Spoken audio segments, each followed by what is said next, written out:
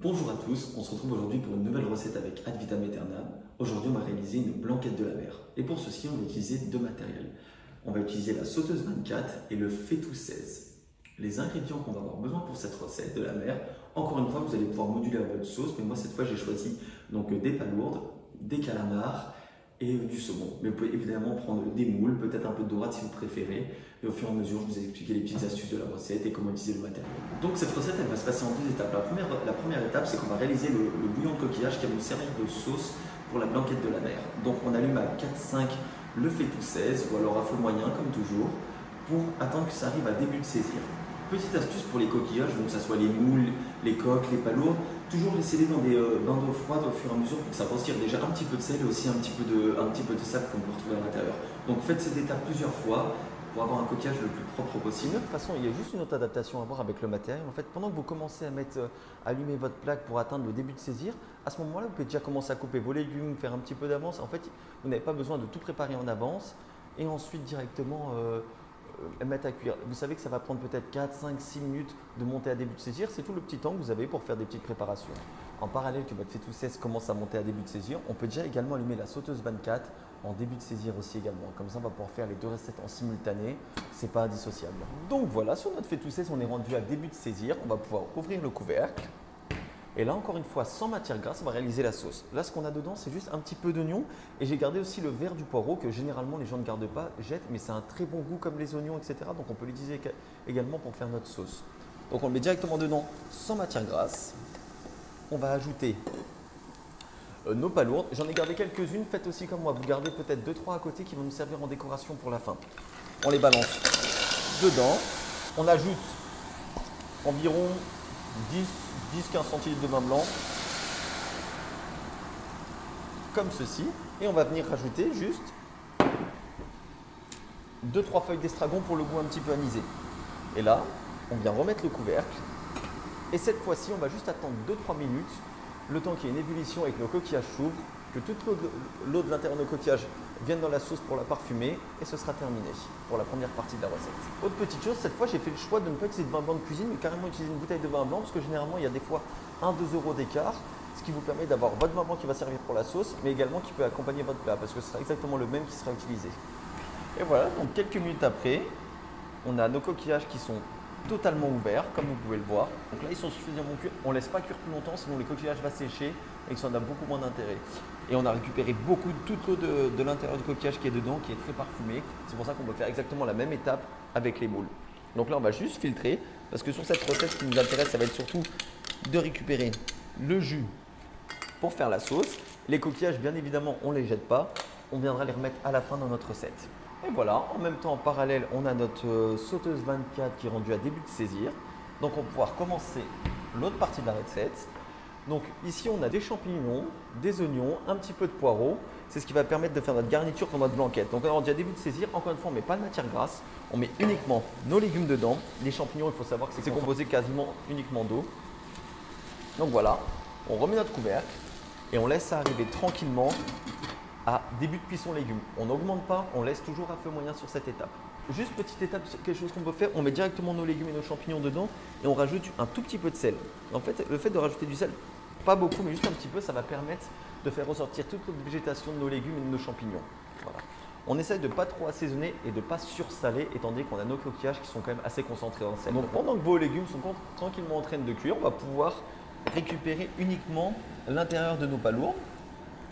Et là, le reste, on pourra évidemment le jeter. Les coquilles, on n'en aura pas d'utilité pour la suite. Et on viendra le mettre à la fin. Et là, on est rendu à début de cuisson légumes cette fois.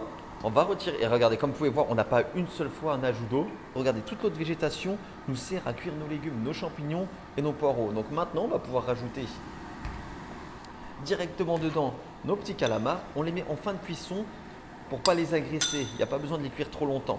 Voilà, nos petits calamars. On vient rajouter des petits coquillages que j'avais gardés. C'est ce qui va nous permettre, encore une fois, de diffuser du goût à l'intérieur, premièrement. Et deuxièmement, de faire un petit truc un peu plus joli à la fin. On vient disposer notre saumon. Encore une fois, ça aurait pu très bien être de la dorade, du bar. Évitez le thon parce que ça risque d'être beaucoup trop sec. On va venir mettre notre bouillon qu'on a fait tout à l'heure. Regardez, directement dedans. quelques feuilles d'estragon. Vous n'avez pas besoin de le découper en petits morceaux, etc. Plus vous le laissez en grosses pièces, plus il diffuse son goût. Voilà, comme ça, beaucoup d'estragon. Et on vient remettre le couvercle. Donc là, on a ajouté donc, nos calamars coupés et notre saumon. Et là, on va laisser cuire jusqu'à fin de cuisson légumes. Voilà, juste quelques minutes, parce qu'avec toute la condensation de l'eau et du liquide qu'on a rajouté, ça va cuire et pas sécher nos aliments. C'est surtout ça qui est intéressant, c'est que le saumon va être cuit, mais ne pas être sec. Si vous voyez que ça commence à bouillir très fortement, on baisse de moitié. Donc si vous étiez assis sur votre plaque, on passe à 3-4. Voilà.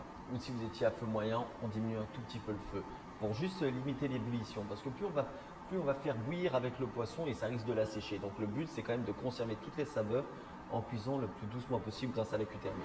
Et donc voici, on est rendu à fin de cuisson légumes, limite début de cuisson viande. On va pouvoir, ce qu'on va faire maintenant pour cette étape, notre priorité quand même, c'est de faire attention que notre saumon soit le plus tendre possible. Donc là, il est parfaitement bien cuit. Quand on va au toucher, il n'est pas sec, il a concentré toutes ses saveurs, il est juteux. On retire le saumon. Et cette fois, sans couvercle, on le met bien sûr dans le couvercle, comme ça permet de maintenir la chaleur aussi. Regardez les poireaux, comment ils sont cuits uniquement. Et là, encore une fois, ils ont gardé toutes leurs saveurs. Les champignons sont cuits aussi. Et là, on va pouvoir ajouter la crème. Parce qu'une blanquette sans crème, malheureusement, ce n'est pas une blanquette. Si vous êtes par exemple intolérant au lactose, on peut me donner un petit substitut à la recette. On utilise par exemple de la crème de coco. Avec un peu de curry aussi, ça marche très très bien. Une blanquette crème de coco curry, c'est très très bon également. Et là maintenant, ce qu'on va faire, c'est qu'on a ajouté notre crème et on va laisser reporter l'ébullition. On ne remet pas le couvercle pour le moment, on va juste laisser réduire pour épaissir notre sauce. Si vous souhaitez également aller un peu plus rapidement, on peut très bien mélanger un petit peu de maïzena avec de l'eau et le rajouter dedans pour épaissir notre sauce. C'est une possibilité aussi. Donc voilà, maintenant on a laissé réduire notre sauce, on a la texture souhaitée, on éteint tout. Et on va pouvoir procéder au dressage. Encore une fois, en fonction de vos envies, si vous voulez une sauce plus ou moins épaisse, on laisse réduire suffisamment. Si vous voulez par contre un peu plus liquide, on touche plus. C'est vous qui décidez en fonction de vos envies. Pour le dressage, on va juste mettre un petit peu de poireau avec nos petits champignons. Voilà, le poireau il est d'un fondant.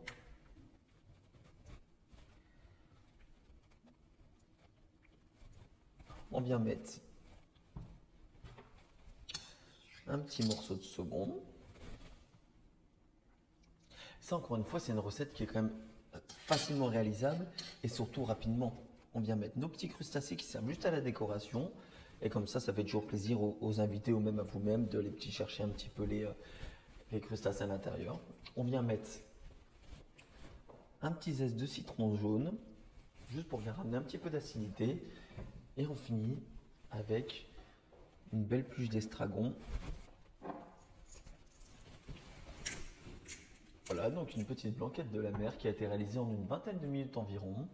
Et également, on aurait pu rajouter des petites carottes dedans, des brocolis. Ça, encore une fois, c'est en fonction de vos envies. Ça, même si d'autres recettes vont arriver avec des produits de saison, évidemment. Donc, en tout cas, j'espère que cette recette vous a plu. N'oubliez pas de vous abonner à nos chaînes YouTube, Facebook, Instagram et à bientôt pour de nouvelles recettes avec Ad Vitam Aeternam.